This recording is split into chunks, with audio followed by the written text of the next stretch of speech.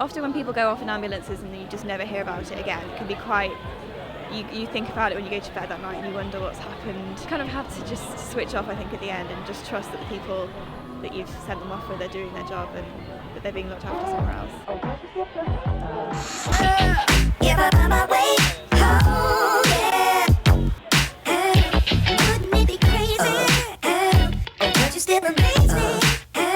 We basically just go out on the 4 University of York club nights and we have big orange jackets, lots of water, a fully fledged first aid kit, sick bags, foil blankets. One night you could just hand out a bottle of water and a pair of flip-flops, the other night you could be doing like life-sustaining treatment. Every night is completely different.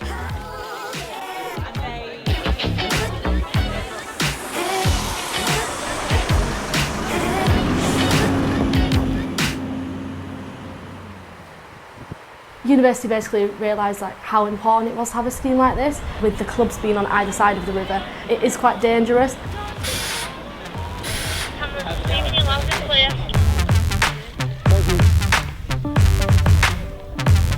My last shift ever in 2 years, so it's this emotional one. We always make sure to do a check by the river because there's lots of accessible beds in York just to check everyone's okay. Probably about 2 weeks into university. I didn't really know my house or anything like that. I didn't know how much I could handle my alcohol. Got in a really bad way, broke my phone, didn't know where I was going, and at the time they were literally the biggest angels. I don't know what I'd have done 2 weeks into university. I've often borrowed flip-flops and foil blankets from them, so I can get myself home most nights, but it's nice to know. It's nice to know that if I couldn't, there's people there. So we're now on about 45 to 50 volunteers. The training that we have has increased and the equipment in general has increased, so the project's just going from strength to strength. So we're in constant communication with the CCTV control room, so if they see people that need our help, they can direct us there or tell us to avoid fights or whatever going on.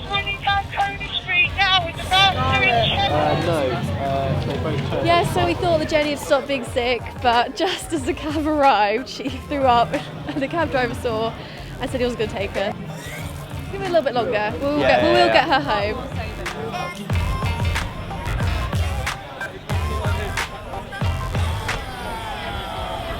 I dealt with a case of domestic violence on a shift once, and I think the hardest thing about that one was that because it wasn't a student, it was a member of the public. There was absolutely no way for me to forward it on to university or to forward it on to someone. It was quite tough, kind of having to leave and knowing that that was as much as I could do. Then ring the police. I would definitely suggest police not if she's not in a good state mentally. Yeah. She's just there. It was just getting so angry, and you do feel a bit vulnerable because you never know what people do.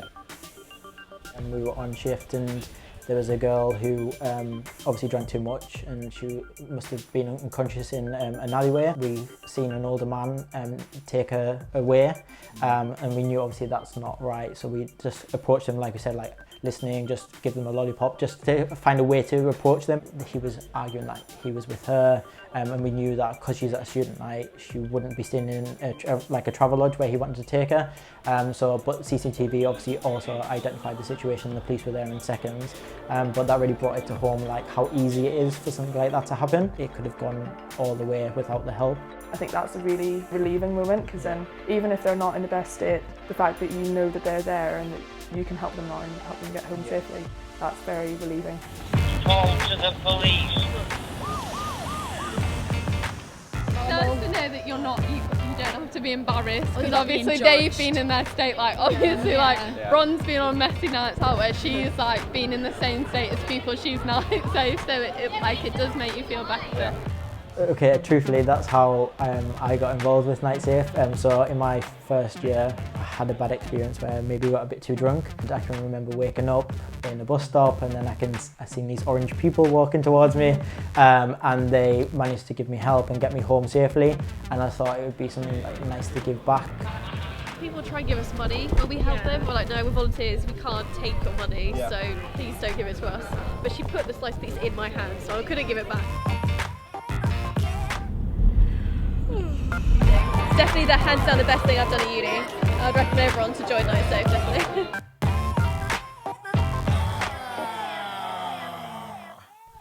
The time is 1 minute past 4. And It's one of how the are you late. feeling?